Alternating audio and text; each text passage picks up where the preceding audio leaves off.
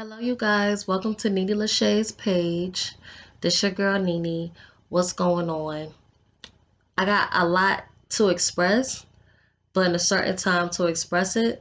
So I'm just going to go straight forward and say this. When you get a chance, watch Nina Simone's documentary, What Happened, Nina Simone, on Netflix. It is very informative to know how revolutionary she was and also the things that women go through but can't really express it or don't really know what they're going through. The different phases of life of where, you know, you have no other choice but to survive. Sometimes you survive through your own means and sometimes you survive through other people's means. Either way is a survival, and it's a art, and it's beautiful.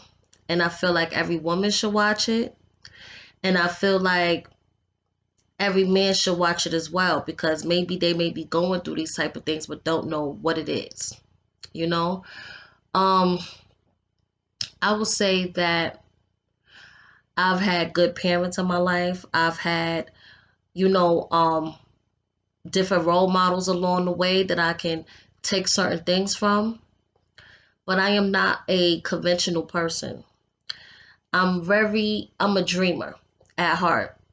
And I didn't really realize what my thought process was until I started looking into my birth chart, my rising sign, my moon sign, things of that nature.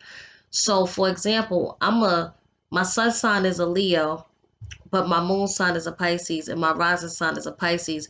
So I have ways of a Pisces, even though my ego is such of a Leo. Now I'm Leo and I'm proud and I'm, wriggle to be in that.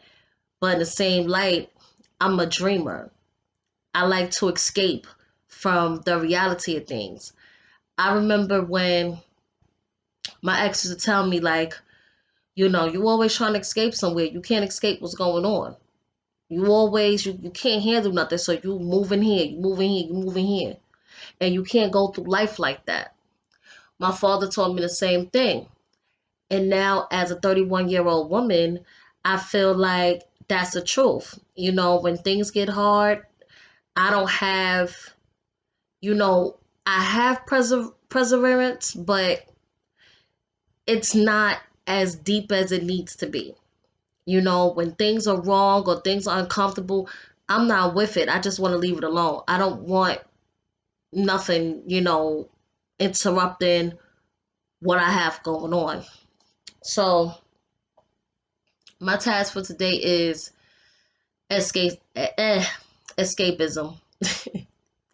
Hey, I'm with the mistakes. I'm with all the shit. It's whatever at this point, cause I'm putting myself out there, and I'm putting out my flaws because I feel like I need to heal from them. Um, when I was watching certain things on television and certain things in music, it feels like my life has been exposed to me. I was watching the Wendy Williams documentary and the um the movie, and I was thinking about, my pregnancy that I put to the back of my head because it was something that I I healed, but then I didn't heal from, you know.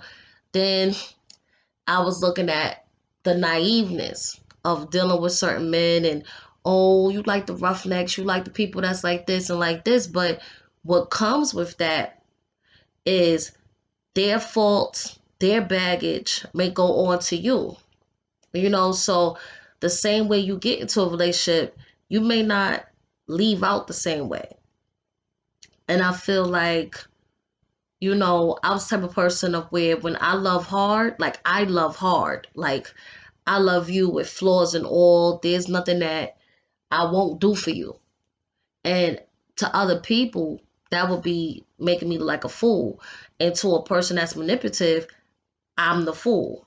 Even though I'm a good hearted, good natured person and would just want better for myself, and what's mine is yours type of situation, it becomes more of a manipulative type of situation.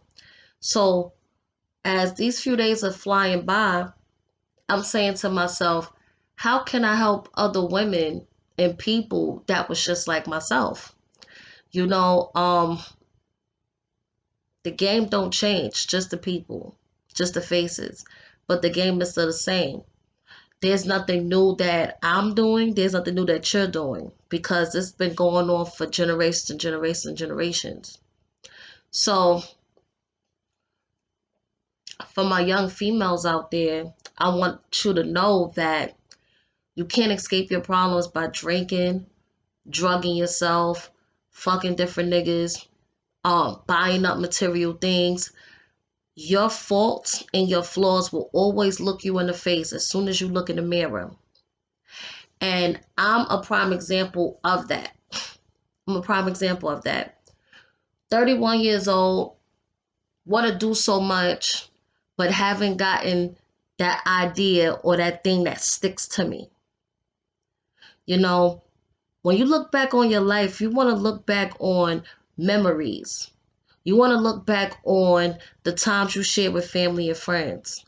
You don't want to look back and look and see, okay, you've been working so hard that all you've gotten is money and you didn't have time to make friends. You didn't have time to chill with family members because you were so busy thinking about yourself and how you looked on how you look compared to the world. You know, back then I was very materialistic. You know, I had to have certain things, you know, and it wasn't really having the same as other people.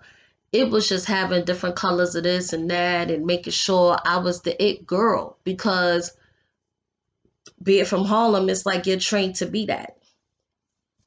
Not only do you have to look fly, you have to be fly. You have to have your swag. You have to have, you know, a decent crib. You know, these are things that was expected.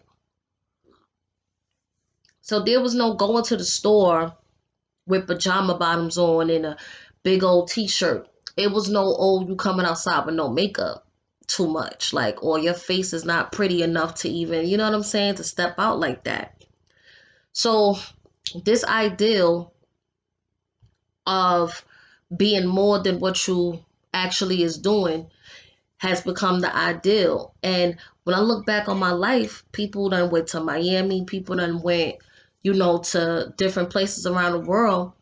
And all I could say is I've worked, went to college, got money, but I don't even have half of those worldly experiences to make me a worldly person. I may have seen a few documentaries, I may have seen a few YouTube videos, I may have seen a few HGTVs, but I never got the chance to step foot in those doors. And that's something that I feel as a 31-year-old woman, you know, when they say live your life to the fullest, I lived my life, but I lived my life according to somebody else's whims. I didn't live my life to the point where I'm experiencing new things every day. I'm experiencing things in the hood. Yeah, it may be new to somebody else that's not in the hood, but to a hood person, that's not anything new. You going to hookah spots, you going to regular bars, you going to different restaurants, going out to eat, you going to this house party over here. Um, I mean, it's normal social things.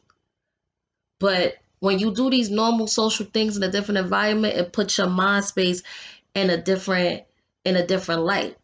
So for example, when I was younger, I felt like my escape was going to the beach.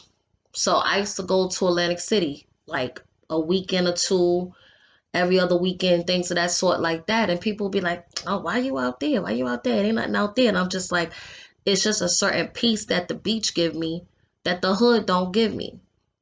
You know, I'm expecting at the end of the night somebody to be shot at. I'm expecting at the end of the night, you know, somebody gonna have a fucking fight at the end of the spot. I'm expecting to see police harassing people every time you look up and down on a concrete jungle. Like I expect that. But who wants to be in that 24/7? It's maddening, you know. When I used to go to Brooklyn to see my peoples out in Brownsville, it was like a war zone. you know, and it's a spiritual war zone when you around people that don't know better, that never step foot outside of Brooklyn, that never step foot out of Manhattan, that never step foot out of the five boroughs. It's a different mindset. And for me, I felt like I had to break that cycle. I wanted to travel and to do more, you know, but with work and with always this rat race, it never gave me the chance to explore my horizons. But now at 31, I have time, I have money, I don't have the people to go with me to do certain things because guess what? Everybody have children, everybody have responsibility, everybody have their own life. And that makes a person spiral down a path of no return because for one, it's lonely. Two, it could lead to a lot of like episodes of depression. Three, it could lead to a lot of bit of anxiety because now you have to be in the world by yourself, where you're in a room full of people, but you're by yourself. You feel by yourself. So if you don't embrace that, that's what comes the drugs, that's what comes the liquor, that's what comes the sexual encounters because you're trying to fill in. And what I want people to know is that it's okay to be your own best friend. It's okay to be dolo in situations that don't involve people. It's okay to save money. You know, it's okay to say no to people and different entities because they're not good for you. It's okay to have a friend and to have lost a friend because a real friend is going to be your friend no matter the circumstance, whether you're talking to them or not. If they get on the phone with you and be like, okay, yo, what's good? Even if y'all ain't talking 2 years, it should still, nothing should never change, you know? And escapism is a cowardice way of going through life. And I realized that, you know, I can't sit here in the house and smoke my life away because I can't stand my neighborhood. No, I have to change that. I can't sit here and drink my life away because I don't have a man and this person don't like me, that person don't like me. No, that's their problem. And maybe I don't have somebody because God didn't place him in my life for a reason. It's a reason for everything that you do, and it's a reason for everything that comes with it. With escapism, it comes inner problems that's now becoming everybody else's problem. For example, if I overly drink because I'm escaping the fact that I'm living a reality that I don't like, now my homegirl or homeboy, whoever I'm chilling with, I'm their problem. If I'm sitting here escaping from life and I'm messing around with this one, that one, the third one, it becomes somebody else's problem if I don't get checked up or I don't play it safe.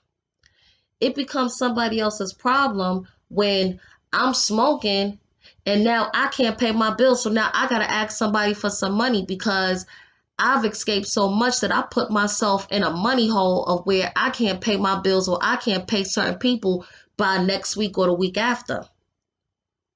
Escapism is a problem that needs to be solved, and that's an inner problem.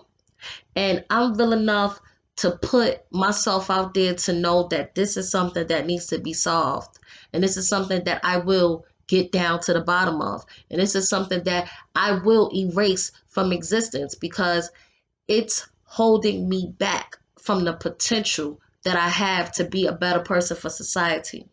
And I wish that other people would just take a step back and actually understand their purpose. My purpose is to inform. My purpose is to help and to have that humanity that I do in fact have. You know, I could have sat here and been drunk, been high. I could have been dead. I could have been in jail, but I'm right here. And I'm as real as day. And there's nothing that I can express to even say, but to just keep pushing because there's somebody out there that's going through what you're going through. And I understand because I got a lot of problems that I'm working through. And I just wanted to help today. So thank you for listening.